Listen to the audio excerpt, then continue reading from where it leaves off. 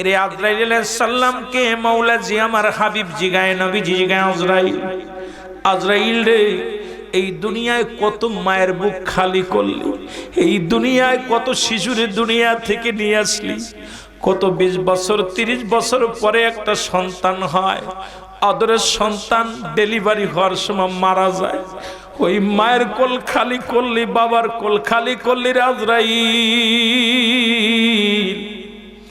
একবার কি দুনিয়ার মধ্যে কারুর মৃত্যুর সময় তোর চোখে পানি আসে নাই, কষ্ট লাগে নাই? আজরাইল বলে, হাবিব আপনারে আমি জানাইতেছি শুইনা লন, পৃথিবীর মধ্যে আমার 2টা মানুষের জান কবজ করতে যা কষ্ট পেয়েছি, এই 2টি মানুষের জান আমি কবজ করতে যা আমি আজরাইলের চোখে পানি এসেছিল, আর পৃথিবীর কোন জান কবজ করতে যা আমার চোখে পানি আসে নাই। ডাকতে বলে, আজরাইল রে বল সেই 2টি মানুষ কে কে?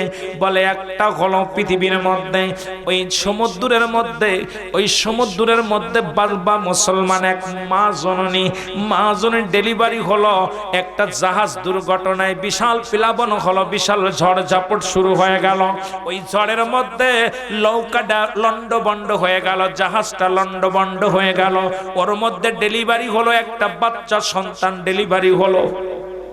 ওই বাচ্চাটা হাতের মধ্যে নিয়ে মা জননী একটা তক্তা ধরে বেঁচে থাকার জন্য অনেক কাকুতি মিনতি করেছিল। তখন আমার আল্লাহ হুকুম দে, আজরাইল আর দেরি করিস না, ওই মায়ের জানটা কবজ করে আন। তখন ওই শিশুর মুখের দিকে তাকাইয়া, গো হাবিব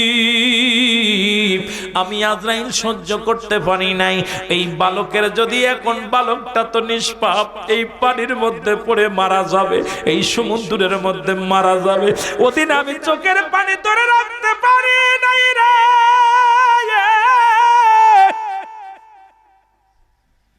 আমি আজরাইল ওদিন মায়ের জানটা যখন বাইর করলাম, ওই মা জননী সন্তানটারে বাঁচানোর জন্য একটা তক্তার উপরে বাচ্চাটাকে রেখে দিলেন, মায়ের জানটা বাইর হয়ে গেল। ওই তক্তা যখন বাঁচতে শুরু করেছিল, তখন আমি আজরাইল তাকায়া তাকায়া দেখেছিলাম, আমি সহ্য করতে পারি নাই যে জাহাজের সব লোক মারা গেল, এই মাসুম বাচ্চাটা পানির মধ্যে ডেলিভারি হলো, এই বাচ্চাটা তো কোনো অপরাধ করে নাই। আল্লাহ, এ তুমি কি বিচার করলা গো আমার আল্লাহ?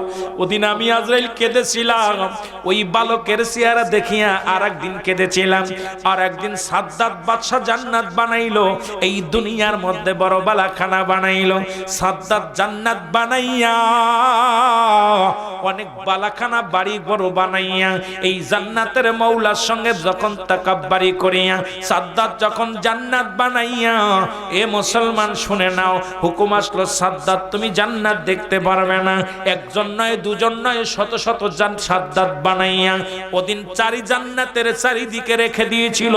আমি আজরাইল যখন সাদ্দাতের জান কবজ করার জন্য রওনা হয়ে গেলাম, এসে দেখি রে একটা নয় দুটি নয় শত শত সাদ্দাত দাঁড়ায় আছে। ওদিন আমি আশ্চর্য হয়ে গেলাম, কোন আসল সাদ্দাত কোনটা আমি কি চিনতে পারবো? আমি দাঁড়ায় আসছিলাম অনেকক্ষণ, আমার আল্লাহ ডাক দে, কয় আজরাইল দাঁড়ায় আসো কেন? বলে, মাবুদ এখানে সাদ্দাত তো অনেকগুলো, আসল সাদ্দাত করে আমি চিনতে পারি না। আমার আল্লাহ বলেছিল, আজরাইল দাঁড়াও, ওই জান্নাতের গেটের মধ্যে দাঁড়ায়া থাকো, ওখানে দাঁড়ায়া দেখবা আসল সাদ্দাত পড়ে যাবে, যখন সময় হয়ে যাবে, ওই সময় আমার নির্ধারিত সময় যখন হয়ে যাবে সঙ্গে সঙ্গে সাদ্দাত পড়ে যাবে। ওদিন দেখি অনেকক্ষণ বসে দাঁড়ায় আছি, দেখি সাদ্দাত জান্নাতের মধ্যে প্রবেশ করতে যায়, আমি পিছন থেকে ঘাটটা ধরলাম। আমার করজোরে দাবি করেছিল, আজরাইল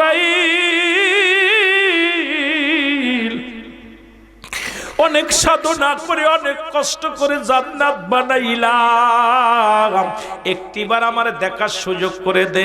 আর আল্লাহর কাছে আমি দরখাস্ত করলাম, আল্লাহ সাদ্দাত তো দরখাস্ত করে একটু দেখার জন্য। আমার আল্লাহ কয়, ওই যে পাটা দিছে দরজার মধ্যে দ্বিতীয় পা ঢুকতে পারবে না, এখন রুহটা বাইর করার সময় পাবে না। সঙ্গে সঙ্গে আমি যখন ওর কান্না দেখে, সাদ্দাতের কান্না দেখে আমি সহ্য করতে পারি না। ওদিন এত সাধনা করে এত কষ্ট করে বানাইলো জান্নাত, তাকে একটু দেখার সুযোগ পর্যন্ত দেয় নাই। এই কথাটা বলতে গেলে আমার একটু মনে পড়ে গেল আমাদের হাবিজার মেম্বার সাহেব, উনি ঘর বানাইলেন, ছাদ আটলেন, আমারে নিয়ে একজন বললে ভাই দেখ কত সুন্দর ঘরটা বানাইছি, এখানে আমার গেস্ট রুম থাকবে, মানুষ আসবে বসবে, এখানে সুন্দর জায়গা হবে, এখানে বৈশা তোরা আসবে কথা বলবো। আরে আল্লাহর কি নীলা, ওই ঘরটাতে একদিন শুইতে পারে নাই। এই কথাটা আমার মনে পড়ে গেল সাদ্দাত বাদশার কথা বলতে যাইয়া। ওই হাবিজার মেম্বার সাহেব আমারে বলেছিল রুহুল আমিন মৌলানা সাহেব আর তোমাদের নিয়ে বসবো, মিটিং টিটিং হবে, এই জায়গাটা আমি বসবো। জায়গা ঠিকই আছে, সাজ ঠিকই হয়েছে, আদরের ভাই আমার নাই, দুনিয়া থেকে বিদায় হয়ে গেছে। এই রকম কত মানুষ জল্পনা কল্পনা করেছিল এই করবো এই করবো, আজরাইল এসে তার চিরতরে বন্ধ করে দিছে। জোরে জোরে চিল্লায় বলেন ঠিক কিনা, আরো জোরে জোরে চিল্লায় বলেন আল্লাহু আকবার। এরে আমার নবী ডাকতে বলে আজরাইল,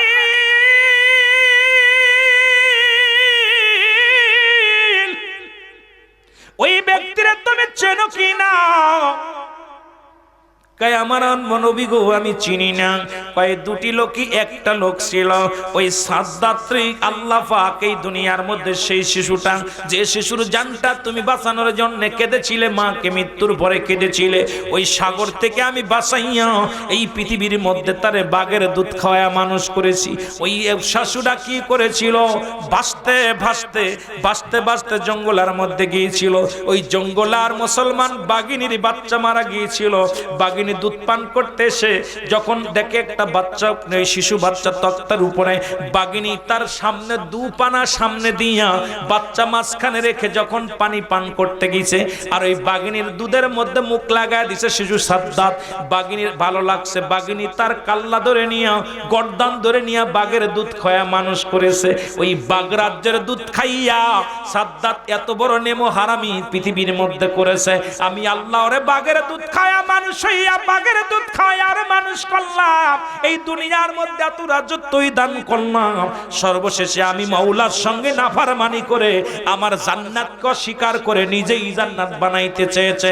সুতরাং ওই দুইটা ব্যক্তি কাঁদতে ছিল, সেই দুইটা ব্যক্তি আর কেউ নয়, ওই দুইটা ব্যক্তি একই ব্যক্তি সাদ্দাত বাদশা। জোরে জোরে চিল্লায় বলা যাবেন আল্লাহু আকবার। কথা বুঝেন? আল্লাহ কি না পারে। এইরকম অসংখ্য মানুষ, কত আমাদের অসংখ্য মানুষ এরকম আমাদের গ্রাম, আপনাদের গ্রাম থেকে অনেক এরকম চলে গেছে। সুখের নাগল পাইছে, সময় ছেলে চাকরি পেয়েছে, ব্যবসা পাইছে, কেবল দুটো ভাত ডাল ভাত খাওয়ার মতো হয়েছে, আল্লাহ তারে নিয়ে গেছে। জোরে বলেন ঠিক কিনা? কত কষ্ট করেছে, হারে বেচারা এত কষ্ট করেছে। দেখা যায় কষ্ট করতে নিজের দিন ভরে খায় নাই, রাত্রে খায় নাই, ছেলে মেয়েদেরকে মানুষ করতেছে, কেবল মোটামুটি একটু আরামের একটু আরাম পাইছে, সঙ্গে সঙ্গে আজরাইল নিয়ে গেছে। এই জন্য এত বাহাদুরি কেন? যাতে আমরা কবরে শুয়া শান্তি পাই, সেই আমলটা আমাদের করার দরকার আছে কিনা? ভাই 12টা বেজে গেছে, আর নয়। দূরের মানুষ ওয়াজ চাইছিলাম অনেক করব, কিন্তু আপনাদেরকে নিয়ে দূরের মানুষগুলো বলবে রুহুল আমিন আমাদেরকে পায়া ঠকাইতেছে, এই জন্য 12টা বেজে গেছে। অনেক আলোচনা ছিল, আলোচনা আল্লাহ দয়া করুক। আর আমি আপনাদেরকে বলি, আপনার কাছে দোয়া চাই, আমি আপনাদের কাছে আমি দোয়া চাই। আপনারা দোয়া না করলে আমি জীবনে কিছু করতে পারবো না। আমার সবচেয়ে গ্রামের দোয়া, প্রতিবেশীর দোয়া, আপনারা দোয়া না করলে। এই জন্যে আমরা নবীজিকে একটু সালাম জানাই। নবী সালাম